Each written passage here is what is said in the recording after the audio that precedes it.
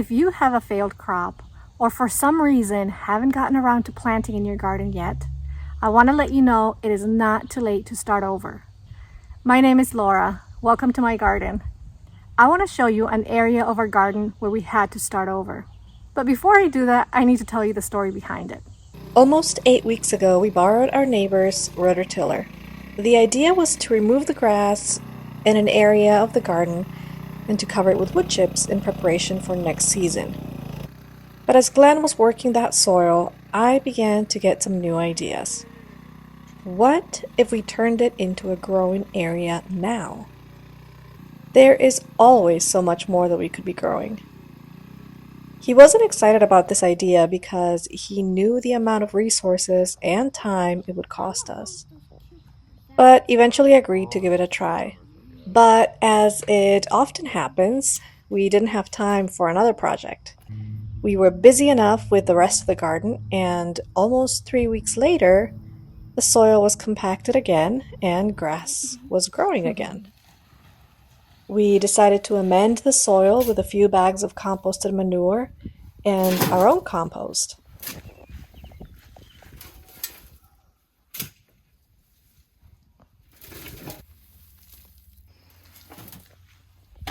In order to mix it in well with the top few inches of the soil, we borrowed our neighbor's rototiller again.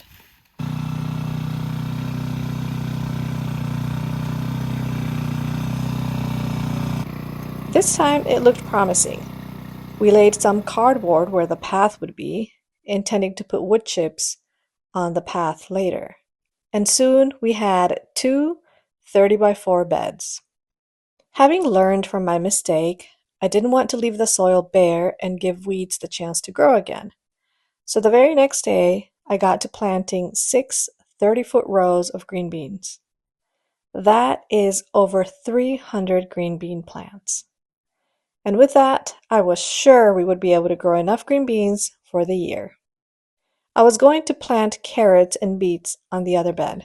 We were careful to water the bed regularly to ensure germination. But out of the hundreds of seeds that I planted, only about 12 came up. We kept watering, thinking that maybe the other seeds were just delayed. But only grass and weeds began to fill the space.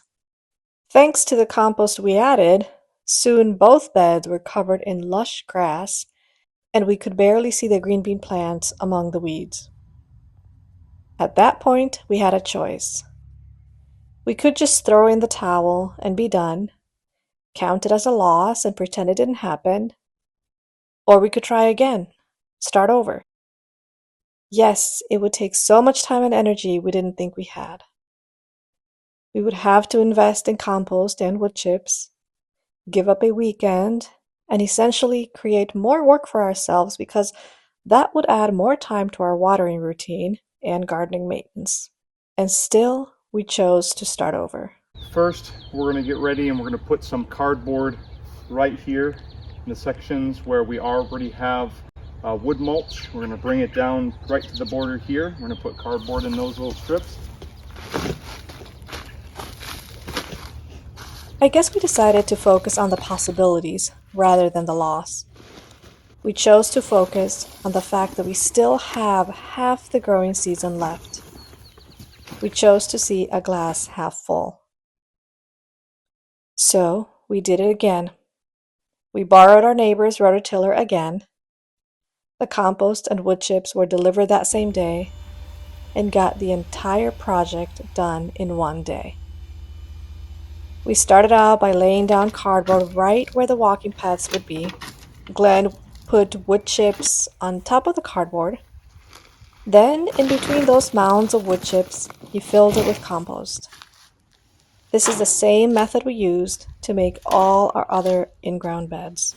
It took all of us to work together, and we were able to finish. We were exhausted, covered in dirt and sweat, and at times grumpy. But in the end, we were so glad we did it. I love the way it looks now, and I pray this time we'll be able to harvest from this area. If there's a part of your garden that is not thriving, maybe it's time to start over. There is still so much time. I am in Zone 6A, and my expected frost date is October 12th. I still have 80 days before the first frost. There's so much yet to grow in 80 days. I'm going to share with you 17 crops that we can still grow in our gardens.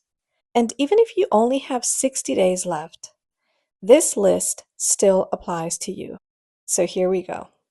Here in this bed, I planted radishes along the edges of the bed, and then I planted 3 zucchini plants, and I started them from seed. Zucchini and summer squash are one of those plants that are perfect to plant right now at the end of July. You could even start in August and they will do just fine. Radishes grow very quickly, so these are going to be ready to harvest before the zucchini is ready to take over the entire bed. The first crop I am going to plant this morning are green beans. I have 2 varieties of green beans here. I have the Provider green beans and the Bush Blue Lake 47. In this bed, I have enough space to plant 5 rows of green beans. So I'm gonna start out by making the first row over here. Then I'll make the other row about 6 inches apart. That's how close I plant my green beans. My rows are 6 inches apart, and then each seed is also planted 6 inches apart. Green beans grow very quickly, and the seed packet says that they are ready to harvest between 50 and 60 days. And that's perfect. That gives me plenty of time because I have over 60 days before my first frost date. So after making my rows, I am planting my seeds 6 inches apart and about 1 inch deep, and then I am going to cover them. This soil right here is pretty dry. As soon as I'm done with all my planting in all these beds, I'm going to give these a very good watering. The next crop that we can still plant at the end of July are carrots. I am going to be planting 3 varieties. I have Danvers Half Long, I have Coral, and then I have this beautiful yellow carrots. Now carrots do take a little bit longer than green beans. They can take between 70 and 80 days to be ready to harvest, but that's okay because I still have a lot of time before my first frost date. And carrots are cold hardy, so they will be able to tolerate some frost. Each plant should be spaced between 2 to 3 inches apart, but I'm not worried about that right now when I am planting. Later on, when these come up, I will be thinning them out, which means I will be removing some of the tiny seedlings to make room for the other plants to grow. That is just a lot better for planting because these seeds are so tiny, and it also ensures that I'm going to get some good germination. The next crop I'm going to be planting today are beets. There's plenty of time for beets yet. And I have 3 varieties here. I have golden beets, I have Detroit dark red beets, and then I have these Chioggia beets. I am so excited for this, and I'm going to dedicate a whole bed to those beets. Beets are also cold hardy, so even if it takes a little bit longer for them to mature, it will not be a problem because they can even handle some frost. The plants are supposed to be spaced between 4 to 6 inches apart. So I'm going to plant each seed 4 inches apart, and I am making the rows about 4 inches apart as well.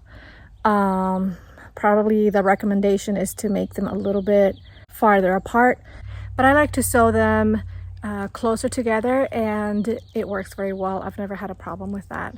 Those are the crops that I am planting in my garden at the end of July. But there's still so much more that you can plant. For example, peas. We don't eat peas, but if we did, this would be the perfect time to plant peas. Another crop that I will plant in a couple of weeks are lettuce. So I have different types of lettuces here that I want to try.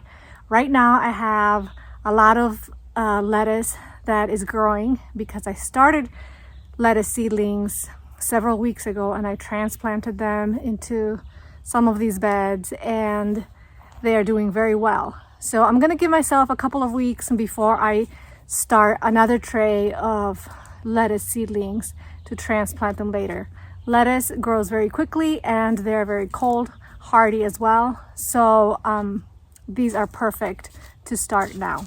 You don't have to plant lettuce now. You could actually plant lettuce later in August or maybe even September. Make sure you look at your seed packet to see how many days it will take to maturity, and that will let you know if it's the right crop for you. Other things that you can still sow in July, at the end of July, are other leafy greens. Like I have dandelion and arugula over here. These are also perfect. I think I might plant these. I'm not sure yet. There are so many other crops like kale and Swiss chard, collard greens. All of those you can plant right now. I am not planting those because I have a ton of that already, so that is not necessary. Other crops you can still plant are basil, parsley, and cucumbers. I'm not planting basil because I already have a ton of basil. I have a lot of cucumbers and no more room for that. And I'm not growing parsley this year.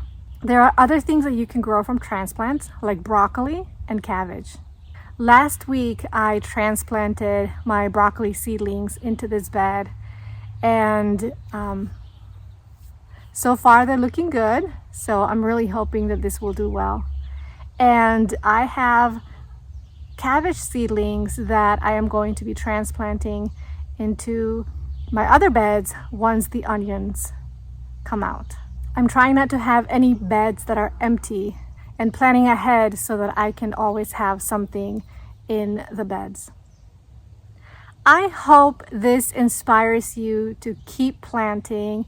It is not over yet. There's so much yet that you can plant in the month of July. If you had a failed crop, it is not too late to start over. Thank you for joining me today, and I'll see you next time.